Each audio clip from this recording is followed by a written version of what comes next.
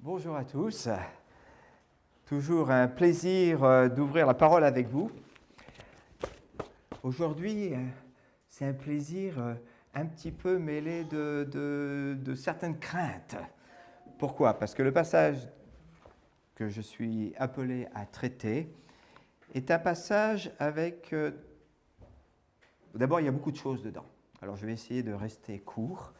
Et vous savez que ce n'est pas facile pour moi. Il y a tellement de choses à dire dans la parole de Dieu. Mais j'ai quand même essayé de rester court. Il y a énormément de choses dedans. Mais par contre, il y a aussi trois endroits dans le passage de ce matin qui amènent différentes interprétations et parfois différentes controverses. Alors, j'aimerais que vous tourniez d'abord avec moi dans 1 Timothée au chapitre 3. Et nous allons lire à partir du premier verset jusqu'au verset 13. Voici ce que Paul dit à Timothée et par cela aussi à l'église d'Éphèse et à travers les âges, il nous le dit. Celui qui aspire à être un dirigeant dans l'église désire une belle tâche. Cette parole est certaine. Il faut toutefois que le dirigeant soit un homme irréprochable. Mari fidèle à sa femme, faisant preuve de modération, réfléchi et vivant de façon convenable, qu'il soit hospitalier et capable d'enseigner. Il ne doit pas être buveur, ni querelleur, mais au contraire aimable, pacifique et désintéressé. Qu'il dirige sa famille et maintienne ses enfants dans l'obéissance en toute dignité. Car comment un homme qui ne dirige pas bien sa famille serait-il qualifié pour prendre soin de l'Église de Dieu? Que ce ne soit pas un converti de fraîche date, de peur qu'il se laisse aveugler par l'orgueil et tombe sous la même condamnation que le diable. Enfin, il doit aussi jouir d'une bonne réputation parmi ceux qui ne font pas partie de la famille de Dieu, afin de ne pas s'exposer au mépris public et de ne pas tomber dans les pièges du diable. Il en va de même des diacres. Ils doivent inspirer le respect. Qu'ils soient des hommes de parole, sans penchant pour la boisson, ni pour le gain malhonnête. Ils doivent garder avec une bonne conscience la vérité révélée de la foi. Il faut qu'eux aussi soient d'abord soumis à examen. Ensuite, si on n'a rien à leur reprocher, ils accompliront leur service. Il en va de même pour les diaconesses. Elles doivent inspirer le respect, qu'elles ne soient pas médisantes, qu'elles fassent preuve de modération et soient dignes de confiance dans tous les domaines. Que les diacres soient des maris fidèles, qu'ils assument bien leurs responsabilités à l'égard de leurs enfants et de leur famille, car ceux qui remplissent bien leur ministère acquièrent une situation respectée et une grande assurance dans la foi en Jésus-Christ.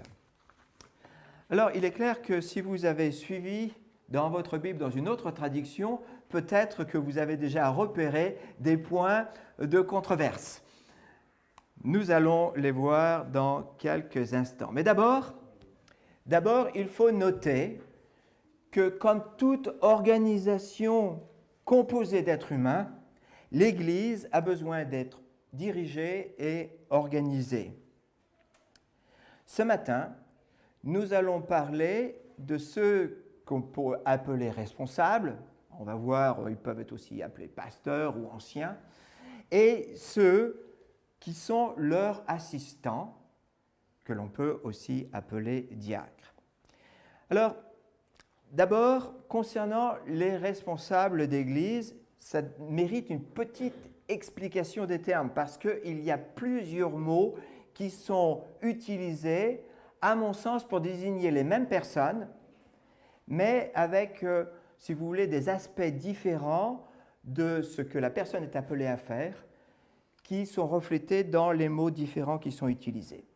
Alors ici, dans notre texte, Paul utilise un terme de la société grecque qui va avec le temps, prendre une autre connotation. Alors, c'est le terme épiscopos, l'épiscopat, ça va donner le terme évêque. Et bien sûr, si je vous parle d'évêque, d'un seul coup, vous avez une autre vision des choses. Pourquoi? À cause de la longue histoire de l'Église où ce terme a été appliqué de façon différente.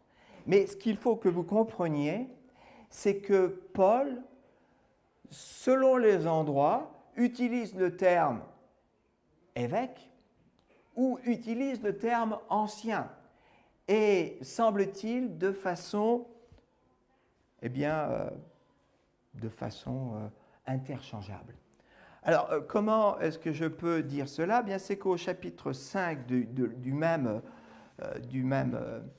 livre, au verset 17, il nous dit ceci: « Les responsables qui dirigent bien l'Église méritent leur honoraire double, notamment ceux qui se dévouent au ministère astreignant de la prédication et de l'enseignement. » Et comme nous allons le voir dans quelques instants, il dit quoi? Que le dirigeant, parmi les caractéristiques du dirigeant, c'est celle d'être capable d'enseigner. Donc on parle de la même personne. Mais le terme responsable, qui est traduit responsable dans 1 Timothée au chapitre 5 et au verset 17, ça c'est un autre terme. C'est un terme d'origine juive qui veut dire ancien. Alors, il est en grec bien sûr. Mais l'idée d'ancien, c'est l'idée aussi de responsable qui, par sa maturité spirituelle et sa sagesse, est considéré comme quelqu'un qu'on doit pouvoir entendre et écouter. Donc c'est un ancien. Mais ça vient de la synagogue, ça vient de la façon juive de réfléchir. Le terme épiscopos, responsable, qui éventuellement donnera le mot d'évêque, ça, c'est le terme de responsable dans la société grecque. Donc deux termes, mais en fait, ils sont équivalents. Ils parlent de la même chose. Alors, j'aimerais vous lire un autre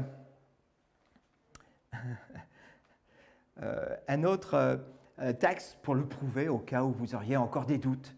Dans Tite, au chapitre 1, à partir du verset 5, nous lisons ceci. Et là, je ne vais pas la lire à partir de la Bible du Semeur, je vais vous la lire à partir de la nouvelle édition de Genève 1979, traduction qui se rapproche plus du grec et donc ne cache pas, à travers la traduction, des mots différents. Alors, Paul dit à Tite, « Je t'ai laissé en Crète afin que tu m'aides en ordre ce qui reste à régler et que, selon mes instructions, tu établisses des anciens dans chaque ville. » Ça veut dire quoi? Il utilise le mot là, donc plutôt de la culture judaïque, de responsable. D'accord? Si s'y trouve quelque homme irréprochable, mari d'une seule femme, ayant des enfants fidèles, qui ne soit pas accusé de débauche ni rebelle, car il faut que l'évêque soit irréprochable. Et là, Paul, qui a utilisé d'abord dans ce passage le mot ancien, maintenant utilise le mot évêque, le mot grec. Et si vous comprenez bien, ce qu'il écrit à Tite est parallèle à ce qu'il écrit à Timothée. Dans Timothée, il l'écrit avec plus de détails. À Tite, c'est beaucoup plus succinct, mais on voit bien que c'est très parallèle dans la démonstration. Voilà. Alors ça, c'était pour essayer de clarifier les choses. J'espère que je ne vous ai pas perdu avec cela. Et il y a un autre terme qui est utilisé pour un responsable d'église, c'est le terme pasteur. Et là, ce terme pasteur, il est utilisé comme une image pour ce que le responsable, l'ancien, est appelé à faire, c'est-à-dire de nourrir. On nourrit un troupeau, hein, donc c'est vraiment une image. On soigne un troupeau, on s'occupe d'un troupeau, c'est ce que fait un berger, c'est ce que fait donc un pasteur. Et le grand texte de cela, eh bien, nous le trouvons dans l'Épître de Pierre au chapitre 5, où Pierre dit, voici les recommandations que j'adresse à ceux qui sont anciens parmi vous, moi qui suis ancien comme eux, témoin des souffrances de Christ et participant de la gloire qui doit être révélée.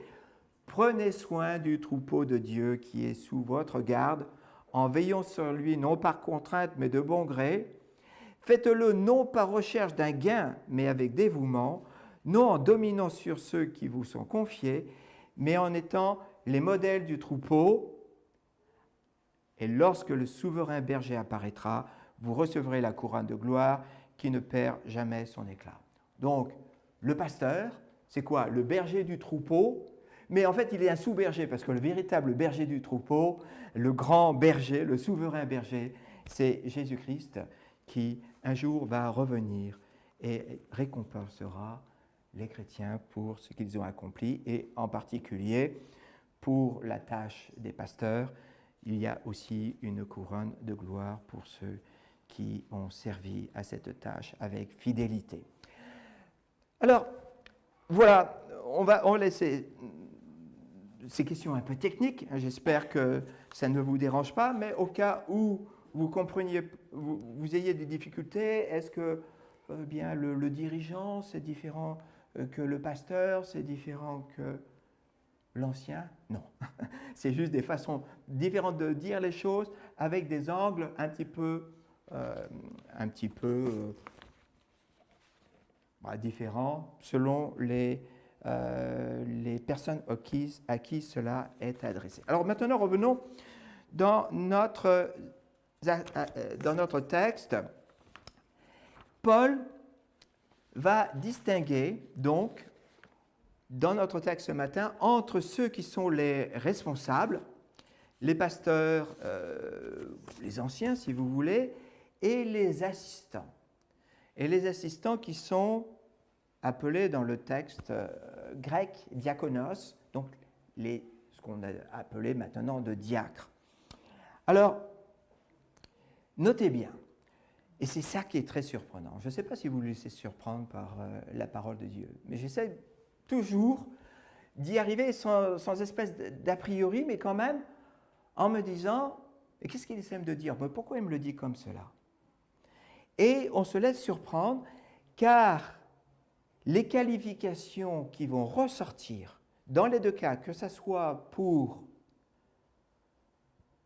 les pasteurs, les anciens si vous voulez, les responsables principaux, et les responsables secondaires qui seraient les diacres, dans les deux cas, c'est les qualifications morales de ces personnes qui ressortent en premier.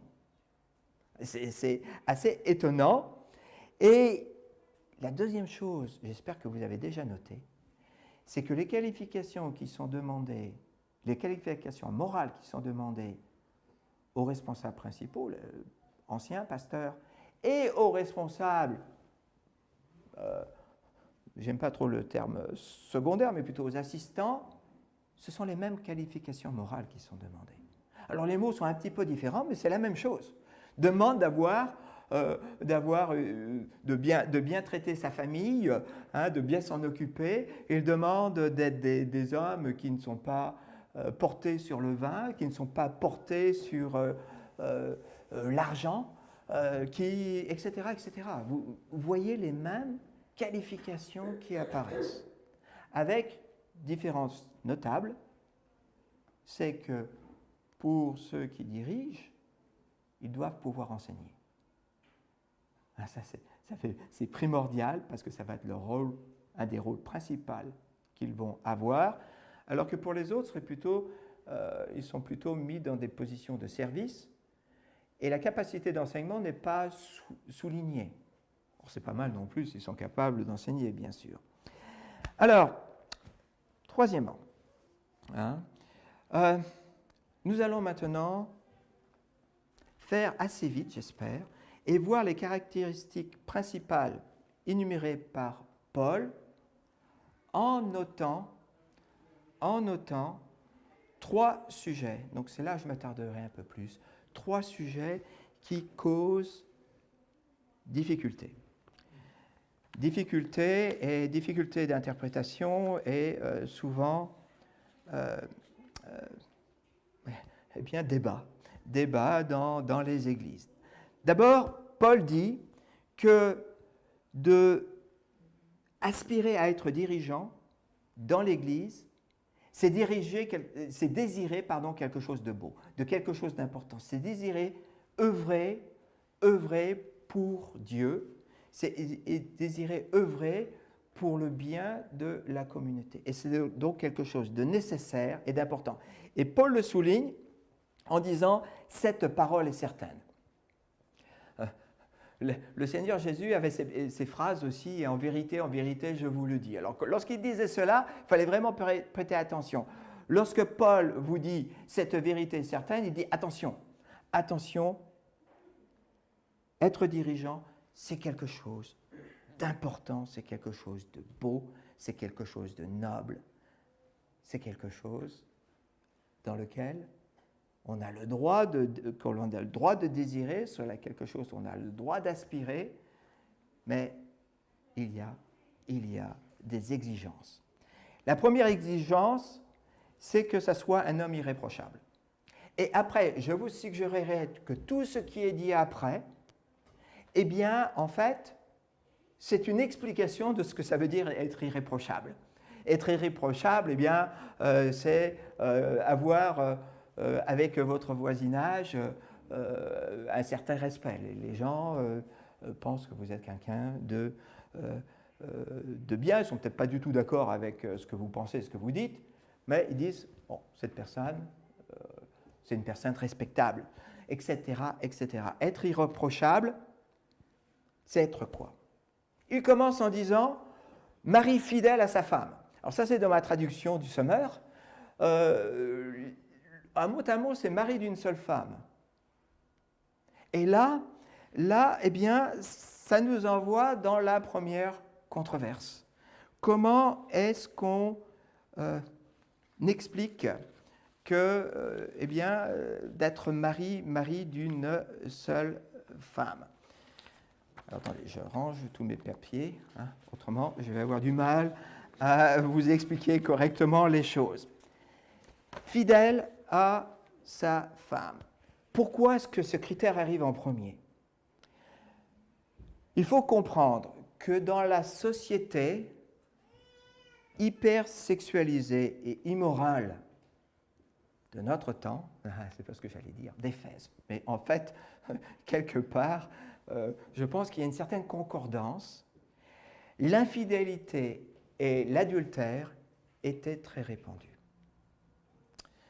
Et malheureusement, ça continue d'être un problème. Donc le dirigeant chrétien se doit d'être exemplaire dans ce domaine pour pouvoir être un bon exemple pour non seulement les gens dans l'Église, mais même pour les non-croyants. Alors, qu'est-ce qu'il veut dire en disant qu'il faut que cet homme soit le mari d'une seule femme, un mari fidèle à sa femme? La question, c'est est-ce qu'il s'agit du statut matrimonial du dirigeant? Alors, il faut qu'il soit marié. Alors, vous me direz, ben non. Pourquoi? Parce que Paul n'était pas marié. On imagine qu'il était veuf, mais lorsqu'il discute avec les Corinthiens, dans sa première épître aux Corinthiens, nous voyons qu'il n'est pas marié. Et il disait que quelque part, il encourage les autres qui ne sont pas mariés, peut-être à le demeurer, à rester, eh bien, libre quelque part de servir le Seigneur totalement, sans devoir aussi se préoccuper d'avoir une famille et des enfants. Voilà. Alors, ça ne peut pas dire que Paul exige que quelqu'un soit marié. Ce n'est pas une mauvaise chose non plus. Mais ce n'est pas le sens de l'idée. Ce n'est pas aussi pour dire qu'il est contre la polygamie. Ben oui, il est contre la polygamie. Mais en fait, ce n'était pas le problème à Éphèse. Et ce n'était même pas au 1er siècle le problème dans la société juive. Le problème à Éphèse, mais peut-être comme le problème aujourd'hui, c'est que les gens divorçaient facilement, c'est que les gens avaient des relations sexuelles extra-conjugales très facilement. C'est que la société avait du mal dans ces domaines. Donc, ce n'est pas contre une interdiction contre la polygamie, même si ça peut l'inclure, bien sûr. Ce n'est pas le problème de dire le dirigeant doit être célibataire. Ce n'est pas non plus pour interdire à un veuf de se remarier. Alors pourquoi est-ce que je dis cela? Eh bien d'abord parce que Paul va utiliser à l'envers, un petit peu plus loin, au chapitre 5, il va utiliser à l'envers, je m'explique en disant à l'envers, il va parler des veuves qui sont dans l'Église, qui n'ont pas de famille, qui sont âgées et qui sont prises en charge par l'Église, et en retour, l'Église s'attend d'elles est-ce qu'elles offrent un service, par exemple, qu'elles aident les jeunes femmes dans la compréhension de comment élever les enfants, etc., etc. Et là, il le dit que les veuves qui vont être employées par l'Église doivent être femmes d'un seul mari. Donc, c'est pour ça que je dis qu'il utilise l'expression à l'envers. Alors, si ça voulait dire qu'une veuve ne pouvait pas se remarier, alors comment expliquer qu'un petit peu plus loin, dans le chapitre 1 Timothée chapitre 5 et verset 14, il dit aux jeunes veuves qu'elles devraient, elles, se remarier. S'il était important, et si Paul était en train de dire qu'être le mari d'une seule femme ou être la femme d'un seul mari, ça veut dire qu'on ne pouvait pas, après le veuvage, se remarier, à ce moment-là, il ne dirait pas aux jeunes veuves qu'il faut qu'elles se remarient. Donc, ce n'est pas une question d'être remarié. Et là, c'est là où ça devient un peu plus délicat. Est-ce que c'est une question de ne pas être remarié après un divorce? Est-ce la question? Et alors là, bien, on a un sujet de débat dans les églises. Est-ce qu'un chrétien a le droit de se remarier après un divorce? Ma position, vous avez le droit de ne pas être d'accord, et je ne vais pas débattre avec vous. Franchement, je ne vais pas débattre avec vous. Moi, je vais vous dire simplement quelle est ma position. Il me semble que bibliquement, selon les Écritures, il y a deux exceptions qui permettent, après un divorce, de se remarier tout en restant fidèle à Dieu. D'accord? De façon biblique. Le premier, alors on le trouve dans Matthieu au chapitre 19 et au verset 9, où le Seigneur Jésus nous dit que c'est commettre l'adultère que de se remarier après le divorce, à moins qu'il y ait cas déjà d'adultère. C'est-à-dire, moi je le comprends, que la personne qui n'a pas commis l'adultère dans le mariage, elle n'est pas obligée de divorcer. On peut chercher la réconciliation. Mais si cela aboutit du divorce à cause de l'adultère du conjoint, cette personne-là a le droit de se remarier, c'est une exception, a le droit de se remarier sans être infidèle au Seigneur. Et il y a un autre passage qui donne une seconde exception, si vous voulez.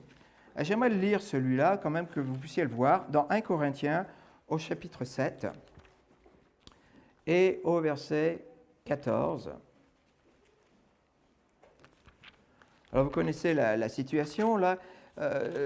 Ce chapitre traite, en fait, des questions sur la sexualité, sur le couple, et à partir du verset 1 Corinthiens 7, à partir du verset 14, il parle du fait de quelqu'un qui est croyant, mais qui est marié avec quelqu'un qui ne l'est pas. Alors, normalement, ça c'est interdit, mais comme les gens se convertissent, il arrive qu'un se convertit et pas l'autre. Et qu'est-ce qui se passe? Et l'apôtre Paul, en fait, dit que si le non-croyant, le conjoint non-croyant, désire demeurer marié ensemble avec le conjoint maintenant qui est devenu croyant, eh bien qu'ils demeurent ensemble. Et là, il dit, verset 14, « Du fait de son union avec sa femme, le mari non-croyant est bien un mari légitime aux yeux de Dieu, et de même, du fait de son union avec son mari chrétien, la femme non-croyante est bien une épouse légitime aux yeux de Dieu. » Donc il dit, le mariage est valide aux yeux de Dieu. Mais au verset 15, il dit ceci, « Mais si le conjoint non-croyant est déterminé à demander le divorce, eh bien qu'il le fasse. Dans ce cas, le frère ou la sœur n'est pas lié. » Et cette notion d'être lié, ça veut dire que maintenant, la personne est libre. Elle est libre de quoi? Elle est libre, dans le contexte, libre clairement de se remarier. La chose, par contre, c'est de se marier avec quelqu'un qui appartient au Seigneur. Alors, je vous lis la note de la bas de page dans 1 Corinthiens au chapitre 16, dans la Bible du Semeur. N'est pas lié. Ça veut dire à l'autorisation par Jésus de divorce et de remariage en cas d'immoralité sexuelle, donc Matthieu 19,9. Paul ajoute l'autorisation en cas d'abandon du conjoint croyant par son conjoint incroyant. Alors, selon les uns, ces deux cas sont les seuls qui permettent le divorce selon l'Écriture. Selon les autres, Paul a défini l'exception de l'abandon du conjoint croyant en appliquant de manière analogique l'enseignement de Jésus. Donc il dit, en fait, quelque part, c'est Paul qui a vu ce que dit Jésus et de façon analogique l'a appliqué dans ce cas particulier du non-croyant qui partirait, qui abandonnerait son foyer. Alors après, il peut y avoir des débats. Et vous avez le droit d'être en désaccord avec moi, le droit d'être en désaccord avec la note que je viens de vous lire. Ça, c'est votre droit. Par contre, les églises doivent réfléchir à ces questions lorsqu'elles choisissent un dirigeant. Ma compréhension,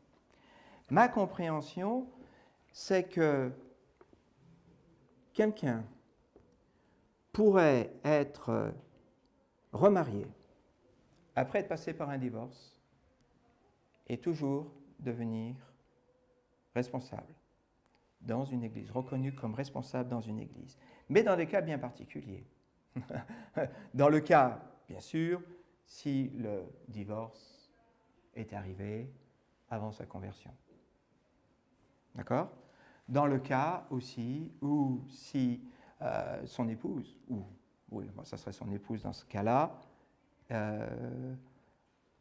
l'a abandonné, alors qu'elle se montrant non croyante, ou l'a abandonné et est allée dans une situation d'adultère. Ça demande, bien sûr, c'est toujours compliqué dans la vie, ça demande de réfléchir au cas particulier auquel nous sommes confrontés. Alors, dans ma compréhension, dans le cas où l'épouse s'est montrée infidèle, où l'épouse incroyante a initié le divorce, il y a possibilité pour le croyant de se remarier, et comme ce n'est pas illicite, il y aurait possibilité pour quelqu'un d'arriver à une position de responsabilité. Il faudrait quand même réfléchir à comment les choses sont arrivées. Alors, le texte de Paul ne parle pas du statut marital du dirigeant, mais plutôt de sa conduite en matière de moralité et de sexualité. Être mari d'une seule femme, ça veut dire être fidèle à son épouse. Ça veut dire quoi? C'est d'avoir un cœur qui est dévoué vis-à-vis de son épouse, de l'aimer, que les pensées et les désirs soient pour elle seule. Vous m'avez bien compris?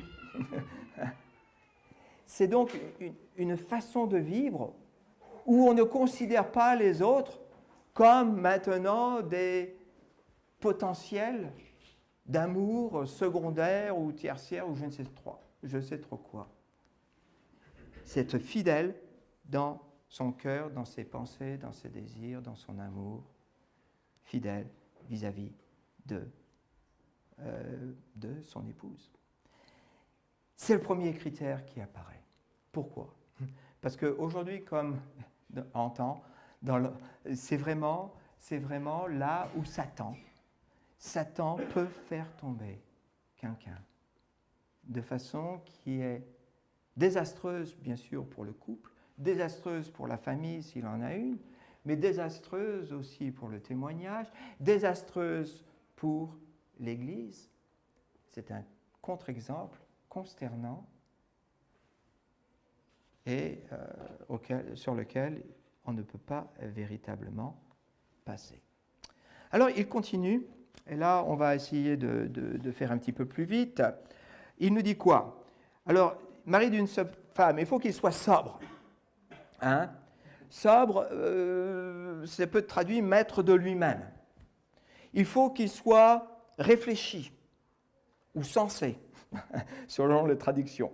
Encore une fois, c'est un petit peu la même idée. Il faut qu'il vive de façon convenable. Il faut donc qu'il soit respectable, honorable. Il faut qu'il soit hospitalier. Alors ça, c'était important, en particulier à l'époque. C'est toujours important. Hein. Toujours important. Mais à l'époque, il n'y avait pas d'hôtel. Lorsque vous voyagiez, il y avait des auberges. Et les auberges étaient particulièrement mal famées. Les auberges, en fait, faisaient plutôt office souvent de lieu de rencontre, si vous voulez, avec des prostituées. Enfin, c'était plutôt dangereux. Et d'aller à l'auberge, c'était une bonne occasion de se faire peut-être voler ou qu'il vous arrive vraiment des ennuis. Donc, il n'y avait pas d'hôtel. Et comme les chrétiens, à cette époque, étaient persécutés, et comme les chrétiens aussi avaient une tendance à voyager de ville en ville, il était bien pour eux d'avoir des points pour se poser. Et donc, l'hospitalité était importante. D'autant plus que, ici, on a un bâtiment pour nous réunir, mais à l'époque, au départ, on se réunissait chez les gens. Et c'était souvent chez l'ancien. Donc, cette hospitalité était importante. Alors, il nous dit qu'il doit être capable d'enseigner, apte à l'enseignement, et nous avons déjà vu le texte un petit peu plus loin dans 1 Timothée au chapitre 5 et au verset 17, où il est dit que c'est quelque part quelque chose d'astreignant, de difficile, et qui mérite récompense, c'est-à-dire salaire, de la part de ceux qui reçoivent ce ministère. Bon, alors, ça, c'est la seule distinction réelle avec ceux que l'on appelle diacres après. Comprenez bien, seule distinction réelle. Pour tout ce qui est à voir avec la moralité, on est sur les mêmes bases. Alors, il ne doit pas être buveur, il ne doit pas être adonné au vin, il ne doit pas être contrôlé par l'alcool. Hein? Ça, c'est clair. Après, il y en a qui disent, qui vont peut-être un petit peu loin en disant qu'il ne doit pas toucher du tout d'alcool. Bon, ça, c'est plutôt dans la société américaine. Hein? Paul dit un petit peu plus loin à Timothée de prendre un petit peu de vin, mettre un peu de vin dans son eau parce qu'il a une tendance à tomber malade. Alors peut-être que Timothée avait ce problème de vouloir totalement s'abstenir du vin, peut-être pour être un bon exemple, mais enfin, ce n'était pas bon pour sa santé. L'eau, à l'époque, posait problème. Le vin aussi, pour tout dire, parce qu'il était un peu aigre. Des fois, de le mélanger avec un peu d'eau, c'était pour pouvoir aussi plus se supporter. Des fois, ça ressemblait un peu plus à du vinaigre. Enfin bon. Bref, on ne va pas trop parler là-dessus. Il doit être pas querelleur. C'est-à-dire quoi? Querelleur, violent, c'est pas quelqu'un qui est constamment à chercher des ennuis avec les autres, qui est toujours à rechercher la petite bête, qui est toujours à trouver le sujet de dispute. Moi, je note, en lisant l'épître de Paul à Timothée, qu'au départ, il nous disait que les hommes devaient prier en recherchant la paix. Visiblement, à Éphèse, il y avait des conflits. Il y avait des conflits, d'ailleurs, Paul a dû faire sortir de l'Église 2 personnes, on en a déjà parlé. Il y avait des gens qui cherchaient la controverse. On ne doit pas être comme ça. On doit être aimable, c'est-à-dire patient, ça peut être traduit comme conciliant, ça peut être traduit comme raisonnable, magnanime. Quelqu'un qui a une tendance à donner le bénéfice du doute aux autres. La première réaction n'est pas de penser au mal, de rechercher chez l'autre le bien. Il doit être pacifique. Alors tout ça, ça va dans la même direction, qui n'est pas l'amour de l'argent. Alors ça, c'était une des grandes caractéristiques. Et encore aujourd'hui, comment est-ce que vous reconnaissez une secte? C'est qu'une des grandes caractéristiques de la secte, c'est que son intérêt généralement, c'est de faire main basse sur ce que vous avez dans votre banque. Eh bien, à l'époque, c'était pareil. Une des grandes caractéristiques des faux enseignants, c'est qu'ils le faisaient pour essayer de devenir riches. Alors, en France, dans l'Église évangélique, je ne connais pas beaucoup de pasteurs qui deviennent riches. Donc, ce n'est pas un gros problème. Mais dans les pays où les églises peuvent devenir très, très grandes, c'est un facteur important. Et pas mal, malheureusement, certains pasteurs, qui au départ ont bien commencé, sont devenus tellement riches que leur regard n'était plus pour d'abord servir Dieu et aimer l'Église, mais plutôt comment vivre une vie très, très, très, très agréable. Alors, l'amour de l'argent ne doit avoir aucune prise sur cette personne. Ce n'est pas pour ça qu'il le fait. C'est pas pour ça qu'il le fait. Encore une fois, je le dis, en France, c'est pas un gros problème. Celui qui se lance dans le pastorat en espérant devenir riche en France, bon, il a tort déjà au départ, pour commencer, mais à l'arrivée aussi. Ça risque pas vraiment de le faire, à moins d'enseigner des choses qui ne sont pas bibliques. Il doit bien diriger sa famille et maintenir ses enfants dans l'obéissance et en toute dignité. Alors là, je vous ai dit qu'il y avait 3 problèmes. C'est le second. Qu'est-ce que ça veut dire? Est-ce que ça veut dire, alors je plaisante, j'annonce déjà que je plaisante, que quelqu'un ne peut pas être nommé ancien ou responsable de quoi que ce soit dans l'Église tant qu'il a des enfants entre 2 et 4 ans? Parce qu'entre 2 et 4 ans, maintenir les enfants dans l'obéissance et en toute dignité, c'est pas une sinécure. Ou est-ce que ça veut dire que le dirigeant ne peut pas avoir des préados?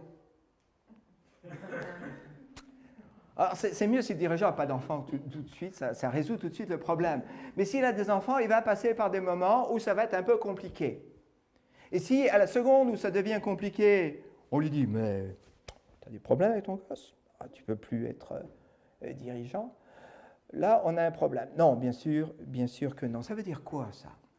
Ça veut dire que c'est quelqu'un qui aime sa famille, et quelqu'un qui s'en occupe correctement, et quelqu'un qui sait qu'avec des enfants, il faut être patient, il faut être aimant, et parfois aussi il faut de la discipline. De la discipline. Il faut encourager le bien et réprimer le mauvais. Et ça, c'est aussi dans l'Église. On encourage le bien, le bon, mais parfois, il y a de la discipline. Il faut dire ça ne va pas, ça, il faut arrêter. Ça, c'est bien dans l'Église, c'est bien dans la maison.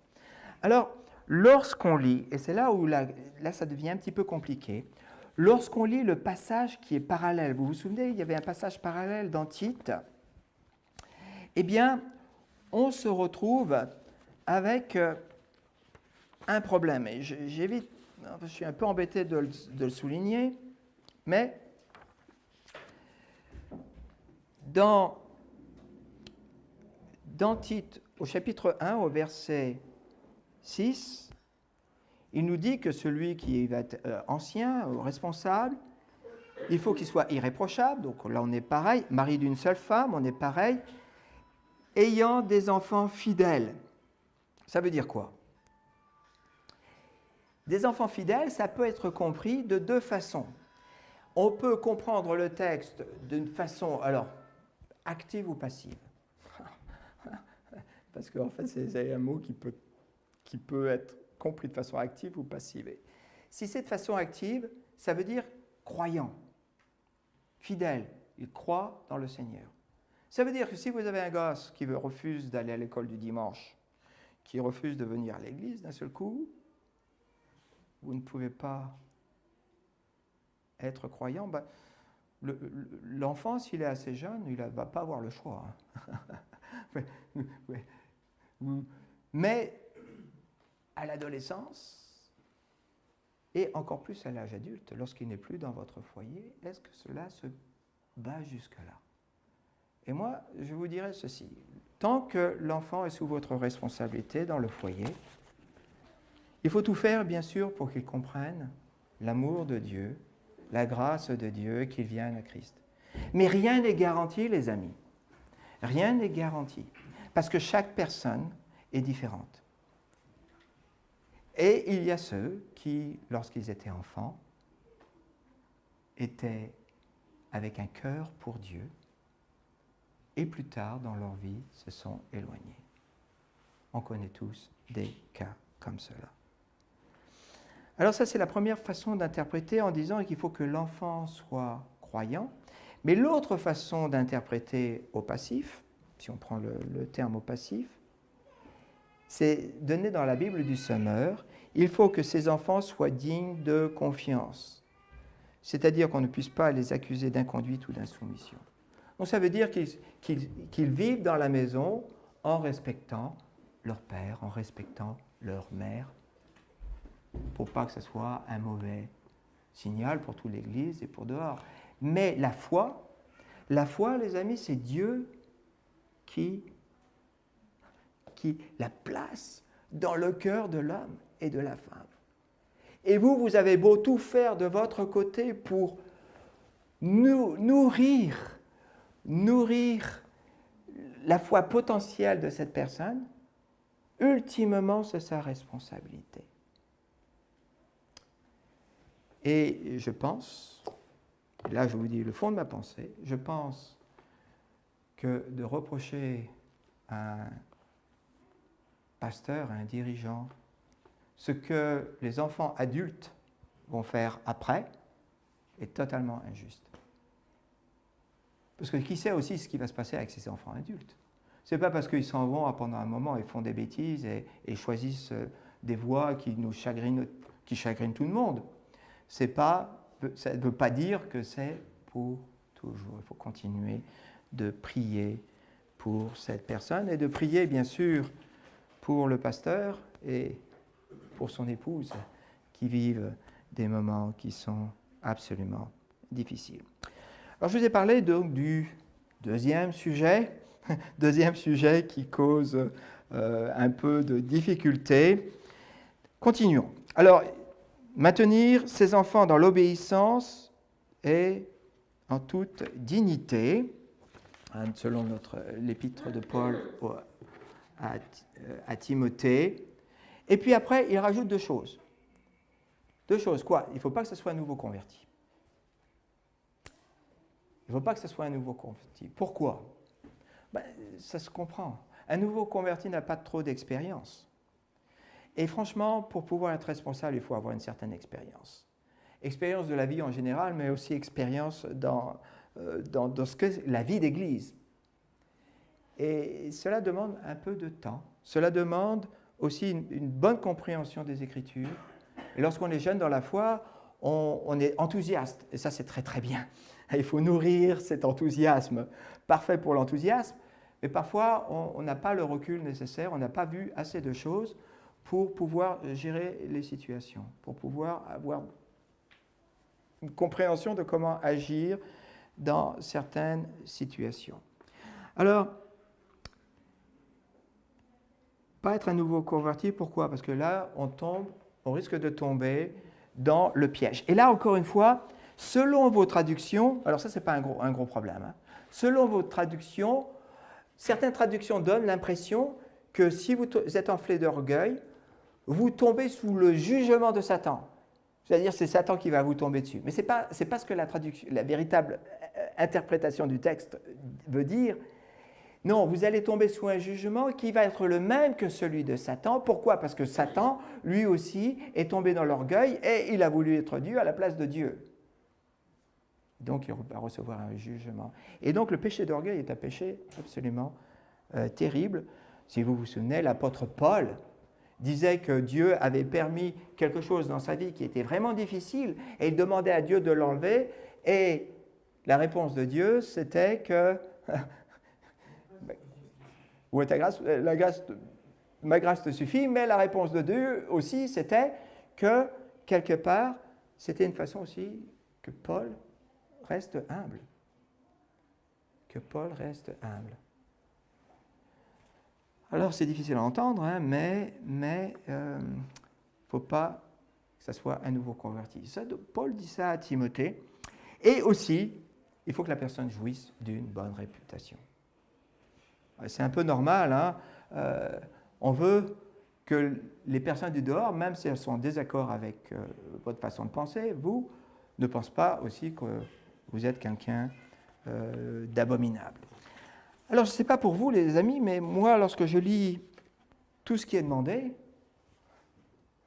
qui est totalement irréprochable? Hein? Qui? Aucun d'entre nous, nous sommes tous pécheurs. Mais il y a quand même un standard de moralité demandé aux responsables afin qu'ils soient un bon exemple pour les autres croyants. Et Paul osait dire d'être imitateur de Christ et d'être aussi imitateur de lui. Il osait dire cela, pourquoi? Parce qu'il essayait de mener une vie qui était un bon exemple, une vie irréprochable, tout en sachant qu'il était pécheur, tout en sachant qu'il avait besoin de la grâce de Dieu tous les jours. Alors, les diacres. Les diacres, c'est assez intéressant. Là, Paul nous dit quoi concernant les diacres? Eh bien, il commence un petit peu de la même façon. Il en va de même des diacres.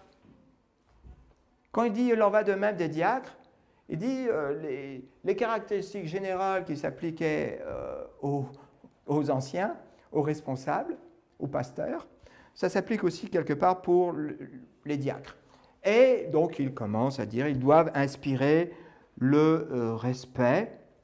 C'est des gens qui sont responsables, qui sont honnêtes, qui sont sérieux. Et là, il explique ce que ça veut dire, hein, ces gens qui sont honnêtes, sérieux, responsables. Ça soit des hommes de parole. Donc, des gens qui sont éloignés de la duplicité, qui ne sont pas hypocrites. Sans penchant pour la boisson. On retrouve encore ce problème de la boisson, hein, ni pour le gain malhonnête. Encore une fois, ce n'est pas des gens qui sont à la recherche de devenir riches, en particulier par l'intermédiaire de l'Église. Et pourquoi c'est important? Si vous vous souvenez de ce qui s'est passé au début de l'Église à Jérusalem, il y avait deux groupes un peu distincts de juifs. Vous avez les juifs de la Judée, hein, qui habitaient à Jérusalem, qui étaient devenus croyants, et puis vous aviez d'autres juifs qui étaient d'origine plutôt grecque et qui venaient à Jérusalem. Pourquoi? Parce qu'ils avaient toujours considéré Jérusalem un petit peu comme la capitale, la place où on peut adorer Dieu, la place principale. Et eux aussi étaient devenus croyants. Et lorsqu'il y avait des distributions aux pauvres, et en particulier aux veuves démunies, eh bien, il s'avérait que les veuves juives d'origine de la Judée étaient servies plutôt que les veuves juives d'origine extérieure à la Judée, plutôt d'origine grecque. Et là, ça causait des problèmes. Les apôtres ont dit, mais nous, on n'est pas là pour essayer de régler ces problèmes de distribution. Vous choisissez 7 hommes qui sont vraiment bien, et puis eux vont s'occuper de ce problème. Et ce qui est intéressant, c'est que les hommes qui ont été choisis étaient des hommes dont les noms étaient tous grecs. Ça veut dire quoi? Probablement eux aussi d'origine juive, bien sûr ils étaient juifs, mais avec un arrière-plan de culture grecque pour s'occuper de ce problème. Alors certains pensent que c'est les premiers diacres, c'est possible, mais le mot diacre n'est pas utilisé pour eux. Et en disant cela, il faut comprendre que le mot diacre apparaît, mais une quantité extraordinaire de fois dans le Nouveau Testament. Mais on ne l'utilise pas comme diacre. Pourquoi? Parce que ça veut dire tout simplement service, ça veut dire serviteur. Alors, nous sommes tous serviteurs, serviteurs de Christ, serviteurs des autres, ça peut tous à servir. D'accord? Mais lorsque Paul utilise le mot diacre, il l'utilise là, et c'est assez rare dans le Nouveau Testament. Prenez bien, la plupart du temps, c'est utilisé de façon générale pour dire juste service, serviteur, etc. Là, c'est utilisé de façon un peu plus technique pour parler de la personne qui va être là pour assister peut-être le corps pastoral et assister l'Église. Et pourquoi est-ce que c'est important qu'il ne soit pas épris de gains malhonnêtes? Probablement, il va devoir gérer l'argent. et si vous avez quelqu'un qui gère l'argent et qui n'est pas très honnête, on sait comment ça s'est passé avec Judas, qui lui gérait l'argent, et ça s'est bien sûr très très mal terminé. Alors, on continue. Ils doivent garder une bonne conscience, avec une bonne conscience, la vérité révélée de la foi. Qu'est-ce que ça veut dire, ça? Ils doivent garder le mystère de la foi. Ça veut dire quoi, tout ça? Tout simplement, c'est qu'ils doivent rester fidèles à la ligne directrice de la Bible, de l'Évangile. C'est des gens qui doivent être solides dans leur foi, dans leur compréhension de la foi. Ils ne sont peut-être pas appelés à enseigner, mais ils sont appelés à avoir une doctrine qui est saine. D'accord? Et puis, Paul dit, bien, on va les mettre à l'essai. Hein? Plus tard, il dira à Timothée de ne pas imposer les mains trop rapidement sur quelqu'un. Hein? C'est la même idée. Attendez, regardez, mettez-les un petit peu à l'essai avant de les reconnaître dans une position qui, après, sera reconnue par tous. Verset 11, troisième problème. Et là, je vais être assez rapide, hein, parce que j'ai déjà midi. Il en va de même pour les diaconesses. Certains d'entre vous ont pour les femmes. Et la question, c'est qui sont ces femmes? Elles doivent inspirer le respect. Notez bien que c'est la même chose qui est dit au verset 8 des diacres. Elles doivent inspirer le respect, et puis après, il donne quelques autres caractéristiques. Et lorsqu'il dit, il en va de même des femmes, il veut dire, et ça j'en suis convaincu, alors là, après vous pouvez vous battre avec moi, façon de Enfin, j'espère que vous n'allez pas vous battre véritablement parce que vous êtes des gens paisibles. Mais peut-être que vous êtes en désaccord avec moi. Mais là, si vous êtes en désaccord, je pense que là, franchement, le texte est assez clair. Pourquoi est-ce que le texte est assez clair? Ça ne peut pas s'agir des femmes qui sont les femmes des diacres. Pourquoi? Pourquoi on demande aux femmes des diacres d'être des femmes qui inspirent le respect et pas les femmes des responsables? Ça n'a pas vraiment de sens. D'accord? Dans le contexte, il s'agit clairement des femmes qui font œuvre. Maintenant, on a un mot pour ça, diaconesse. Mais à l'époque, il n'y avait pas de féminin pour le terme diaconos. Il n'y avait pas de féminin. Donc c'était diaconos, que ce soit homme ou femme. Donc là, Paul est obligé d'utiliser le mot femme. Dans le contexte, on comprend. Et il y avait donc des femmes dans l'assemblée qui s'occupaient de certaines tâches. Alors, quelles sont-elles? Ça, on imagine peut-être aider les autres femmes à comprendre certaines choses de la vie avec Christ. Après, là, ce n'est pas expliqué. Ne sois pas médisante, fasse preuve de modération, digne de confiance dans tous les domaines. Donc là, Paul, il va très vite. Hein. Il dit, j'ai déjà assez parlé de tout ça, moi aussi d'ailleurs. Voilà. Il faut qu'elles soient des gens dans lesquels on peut faire confiance. Que les diacres soient des maris fidèles. La même chose qu'on a vue avec les responsables, les pasteurs anciens. Qu'ils assument bien leurs responsabilités à l'égard de leurs enfants et de leur famille.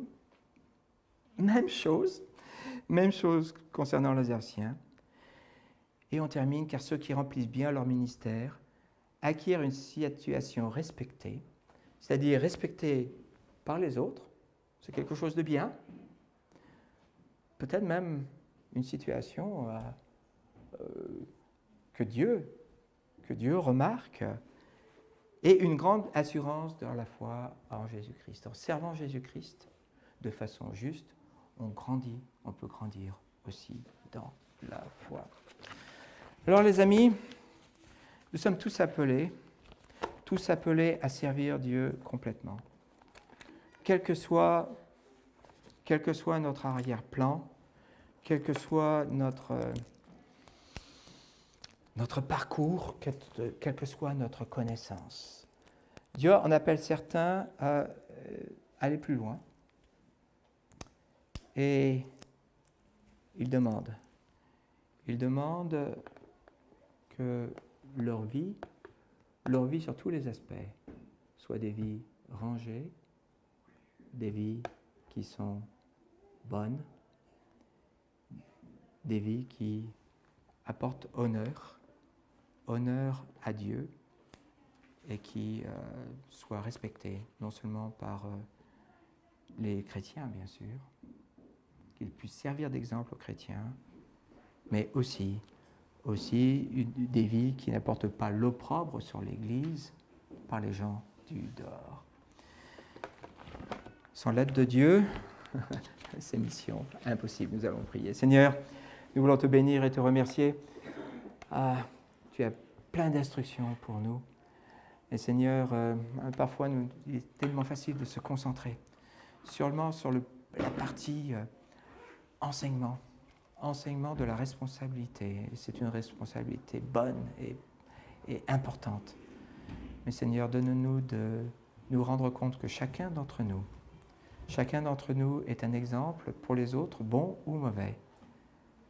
Et que pour ceux qui sont appelés à diriger, il n'y a pas d'exemple mauvais à donner. Seigneur, purifie-nous, garde-nous. Et permets que ton Église ait des dirigeants qui t'aiment totalement et qui vivent d'une façon qui est juste devant toi.